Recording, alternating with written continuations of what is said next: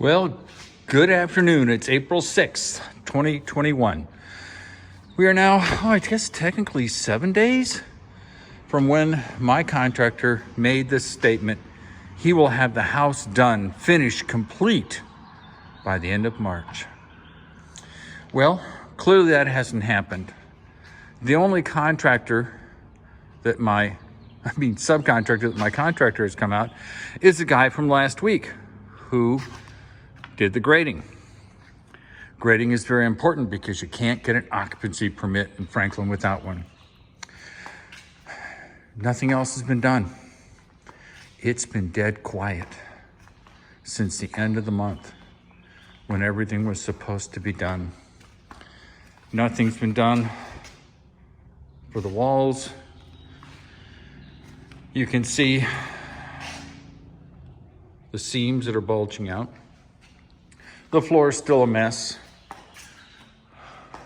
The previously mentioned edging, metal edging, still not done. There is no filter for the pump. There is no water softener for the pump. Things just aren't going as promised. Now, just a reminder, everybody knows that January 8th was the completion date by contract. And my contractor assured me that he would be done by the end of the month. Well, as I just mentioned, that isn't going to happen. The doors are still messed up. Everything that was an issue last month in March, with the exception of the grading, remains an issue. It is interesting that the book of knowledge that shows him every single problem that needs to be corrected remains untouched. As far as I know, he hasn't even ordered a replacement lamp for the lamp he ruined. I did learn that once you do a walkthrough and inspection and sign off, that means the house is yours. If you discover something that should have been done during the walkthrough, you, the owner, own it. So it makes sense not to sign off. And I think I previously mentioned, even with an occupancy permit, that is really a safety issue. That's not a house is done issue. Don't confuse the two. The house is not done. It is merely safe for occupancy. Now, it is interesting that the contractors, the subcontractors that I've hired have all shown up and done their work. It's simply mind-boggling. For example, Top Shop is supposed to be here tomorrow, April 7th, and they're going to finish the countertops for all these services. No waiting, no delays, no months and months and months of delays. But everything that my contractor touches, all of his subs, nothing is getting done. Now, is that by design or by accident? I don't really know. But it is interesting that if you do make the final payment, or the fourth payment, the final one, there's a good chance you'll never see your contractor again, or at least not in a way that you would consider appropriate. I mean, look at these grab bars. As I mentioned before, a week ago, the guy was here. He was supposed to install them, and he's never done it. But he is one of my contractor's subcontractors. So nothing's getting done. Absolutely nothing's getting done. Is this an accident? Is this by design? Don't really know. It doesn't really matter in the whole scheme of things. The door still isn't done. I got to give credit, the floor is clean. We don't know for how long. But you can see the little blue dots. Nothing's been done with all those defects, which are all in the book that the contractor decided not to take. The disposal hasn't been installed. The contractor who promised that everything would be done in March of 2021, done, complete, every issue resolved. Essentially, nothing's been done. Now, I am going to add on to this video because I should have done it last week. I sort of did.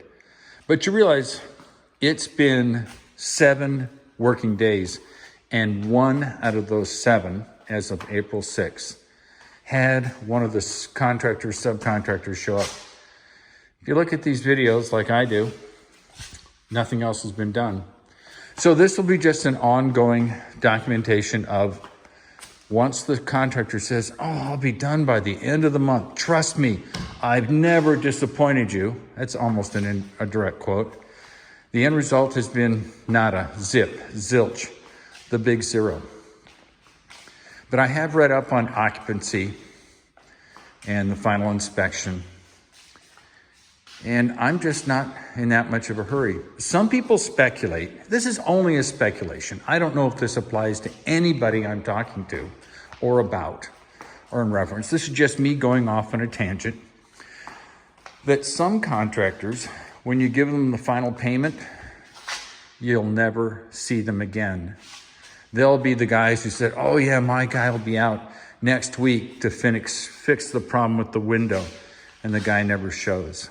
And then you, as a homeowner, who made the foolish decision of accepting the house unfinished, incomplete, with problems still in existence, you'll end up sitting there for months and months and months and months, having your time wasted. Because you'll be told, oh yeah, the trim carpenter's coming out to finish the door in the tornado room, and the trim carpenter never shows up. And they say, oh, he had a problem.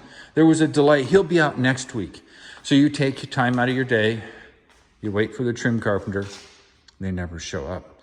Oh, the guys who are going to fix the molding, they'll be out on Tuesday. Tuesday comes and goes. Nobody ever shows up. Oh, he had a problem.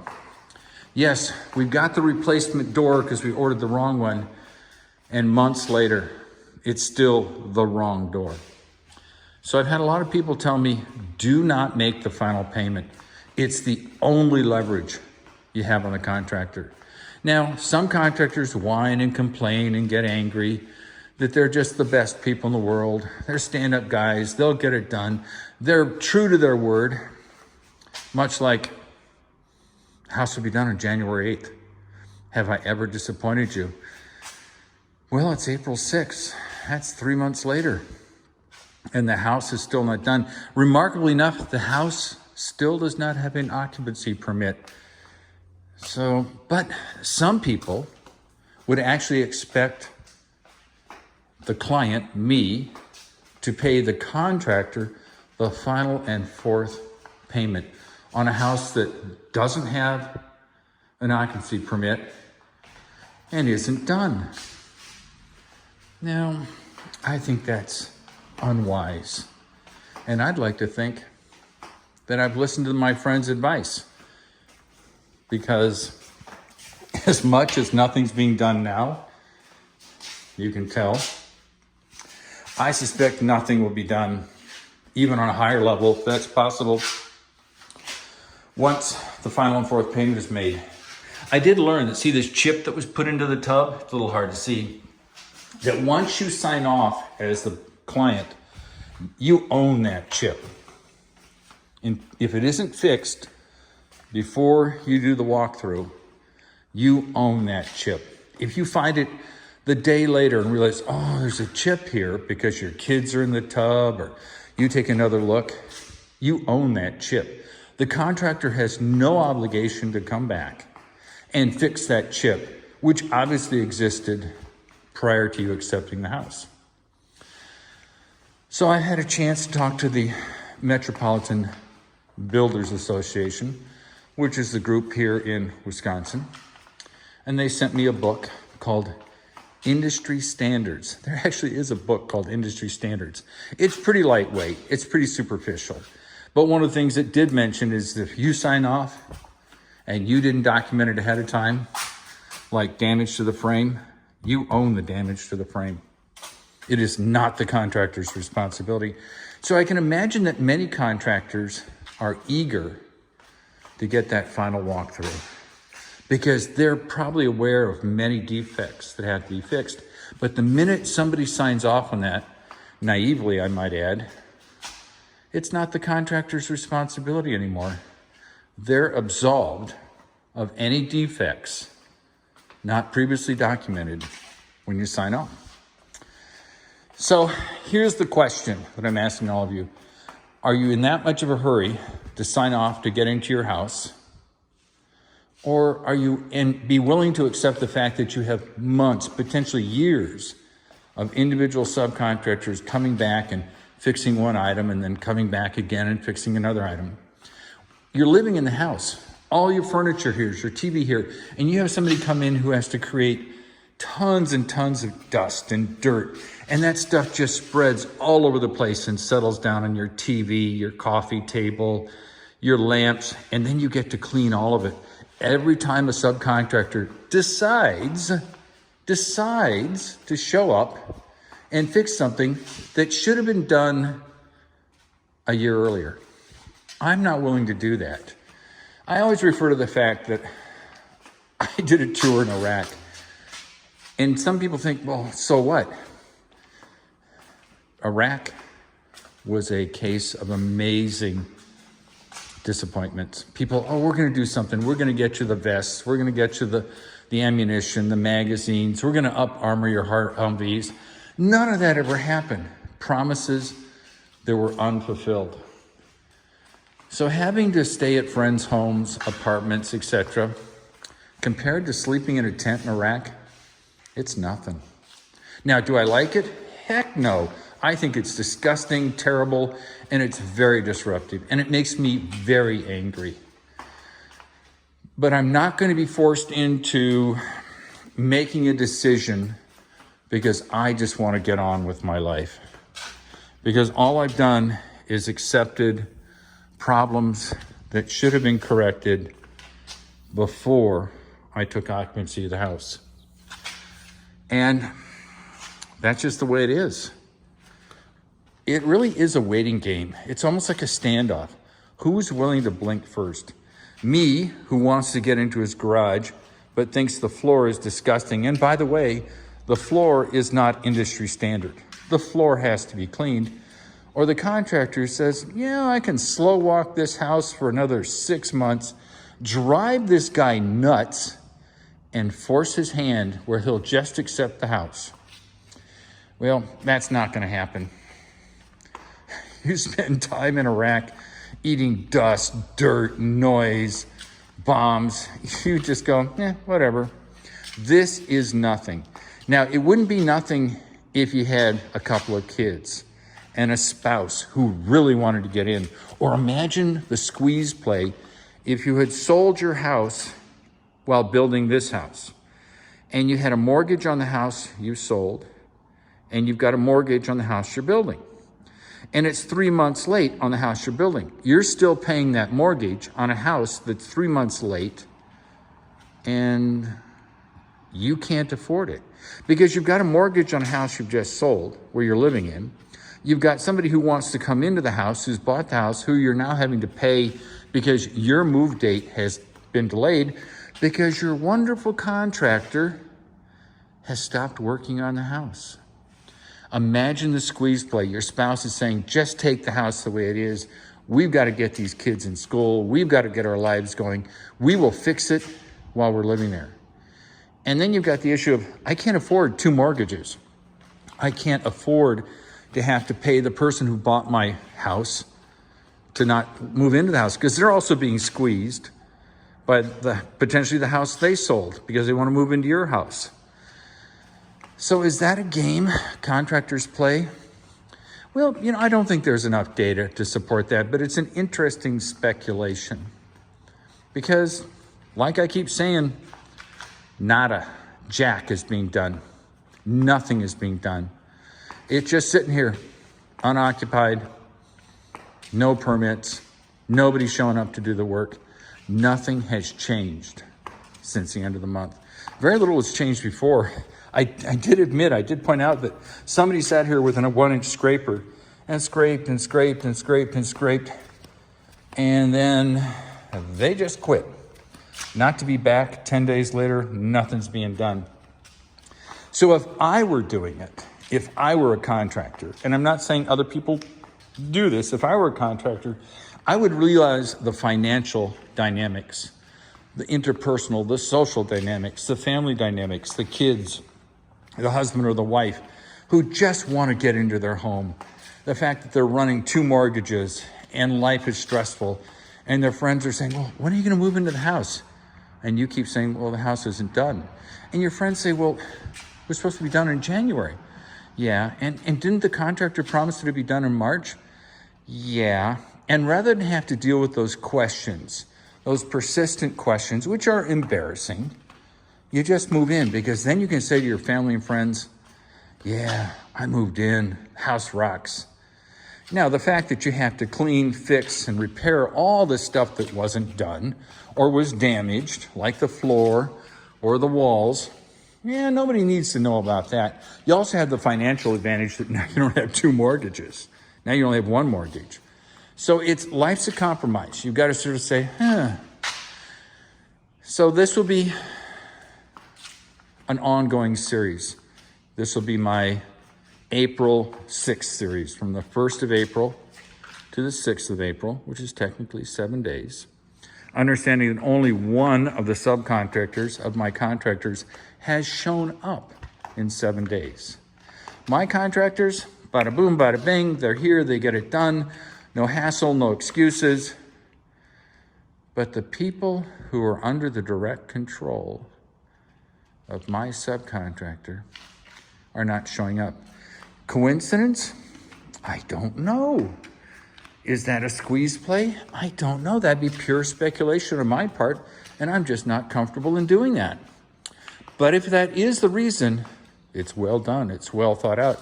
And I suspect that if somebody did do that, not necessarily my contractor, it's probably a very effective technique for getting people to accept an incomplete, damaged product just so they can avoid the hassle. I'm not saying that's what's happening. This is pure speculation. I don't know. Now, on a happier note, oh God, the day is gorgeous. Oh, it's 70 degrees. Oh, it is gorgeous. Yeah, would I like to be here? Sure. But am I going to bend over, grab my ankles and say, thank you, one more, please? Nah, I'm not going to do that. I am just going to ride this out. And the good thing is I've got friends and family who are being supportive. People have offered me places to stay in their homes. You know, when you have that kind of encouragement, that kind of support, it makes me realize I'm not being an obstinate person. Because they would tell me, listen, you're being a jerk, just accept the house, move on. No, they're all going, no, this level of work by the contractor is unacceptable. So that's about it. It's been 18, 19 minutes. This is being done to document my feelings so in the years to come I can go, yeah, I didn't sound crazy or pissed off. I was genuinely, justifiably annoyed at what appears to be a game that's being played with me. Well, time will find out. Maybe next week, everything will be done. The floors will be done. The walls will be done. It'll all be super clean. I'll be moving in and life will be wonderful. And at that time, I will freely admit on my video that I was wrong, that I made a mistake, that I jumped to conclusions. I will own it. But until that time, I'm putting all my money on this bet, that this is not an accident. My opinion, of course, I don't know this for a fact, but this is not an accident. That nothing's being done on purpose. So if you want to annoy a customer, do nothing, say nothing, and just let them twist in the wind. If you want to make a happy customer, one that gives you great reviews, if somebody calls and says, hey, what did you think about the work they did? You can say, hey, they rocked. They were a little late. I granted that, but these were things beyond their control. Oh, that's not true in this case. A little late, but they did everything I asked them to do. I can't do that because now they're not doing anything I've asked them to do. They almost seem to be taking some sort of pleasure, and this is pure speculation, out of not doing what I've asked them to do. I keep getting annoyed at this repair of the crack. And then look at that crack. Yeah, that's not industry standard. I've looked at the book. I'll show you the book. You're not supposed to have these visible lumps and bumps in the wall. So I'm glad that my contractor started using the word industry standard. And then I called the Metropolitan Builders Association and said, what does industry standard mean? There's an actual book on it, and I've ordered the book. So I'll read that book, study that book, see what happens. So this is just going to be a really long series of me talking about stuff that shouldn't even be talked about. This floor should be clean. Okay, I've talked enough. This is like going to your therapist and be able to vent and have your feelings out in the open, and having the therapist nod and go, I understand you're feeling angry about this. Were you lonely as a child? Were you breastfed? Were you bottle fed? Was your father warm or cold or distant? Yes. Anybody in your family have a problem with alcoholism? I mean, the typical psychiatric stuff, but that's not a case here. So I will talk to you later. Love you all, and goodbye.